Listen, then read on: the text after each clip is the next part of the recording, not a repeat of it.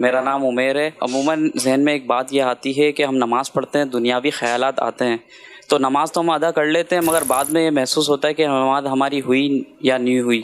तो इसके लिए शरई हमें बताएं कि नमाज हो जाती है इसमें फ़िकी एतबार से। और अल्लाह पाक ने जो चीज़ मुकर्रर की है नमाज की कि फ़राइज़ और वाजिबात आपने जिस अंदाज़ में नमाज अदा करनी चाहिए थी ज़ाहिरी एतबार से, वो आपने जब अदा कर ली, फ़राइज़ पूरे कर लिए, किसी तरह के मुफ़्सिदात उसके अंदर नहीं पाए गए, तो जो फ़र्ज़ है वो तो आपके ऊपर से उतर गया, नमाज तो आपकी हो गई।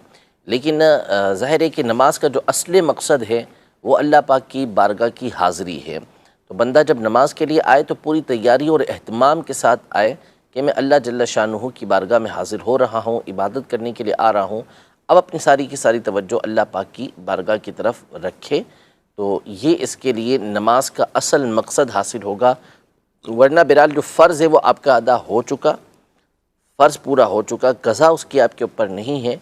लेकिन जब भी नमाज़ पढ़ें तो फिर इस एहतमाम के साथ पढ़ें कि आपका दिल भी जो है वो अल्लाह पाक की बारगाह की तरफ मुतवज्जे हो। इस पे तो वो जिसकी बार बार तवज्जो किसी और तरफ जाती है, वो रिवायत में क्या कहा है? बिल्कुल, ये नहीं, अल्लाह की ख़ास रहमत उसकी तरफ मुतवज्जे होती है। जब बंदा किसी और तरफ मुतवज्जे होता है, उसकी तवज्जो किसी और तरफ चली जाती है, तो निदा दी जाती है कि क्या मुझसे बेहतर बारगाह कोई मिली है। अल्लाह अकबर। तो फिर बंदा मुतवज्जे होता है, फिर निदा दी, फिर किसी और तरफ चला जाता है, फिर उसको निदा आवाज़ दी जाती है कि क्या मुझसे बेहतर कोई बारगाह मिल गई है। 3 दफ़ा ऐसा होता है, फिर इसके बाद इसको सदा आवाज़ नहीं दी जाती।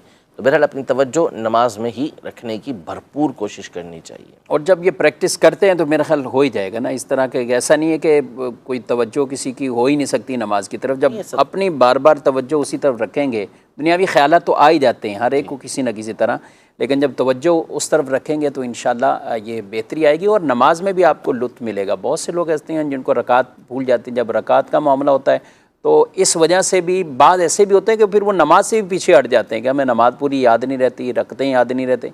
बिलखुसूस जिनकी उम्र कुछ ज़्यादा है तो उनको भी, उनके साथ भी इस तरह के मामला तो हो जाते हैं। तो नमाज की तरफ तवज्जो रखने का एक तो है कि नमाज को उसके मानी के साथ याद कर लिया जाए। अगर आपको सूरह फातिहा का तर्जुमा अच्छी तरह याद हो, तफसीर सिलातुल जिनान से आप पढ़िए, आपको बहुत आसानी से वो याद हो जाएगा। इसी तरह कुछ सूरतें हैं, आप उनको उनका तर्जमा आप पढ़ लीजिए। अत्तहियात जो नमाज में पढ़ते हैं ये भी तर्जमे के साथ, तो ये जब आपको तर्जमे के साथ याद होगा ना और फिर आपकी तवज्जो भी उस तरफ रहेगी तो इंशाअल्लाह नमाज के अंदर ये खुशू खुजू वाली कैफियत भी रहेगी और हर तरह के वसाविस से भी आप महफूज रहेंगे।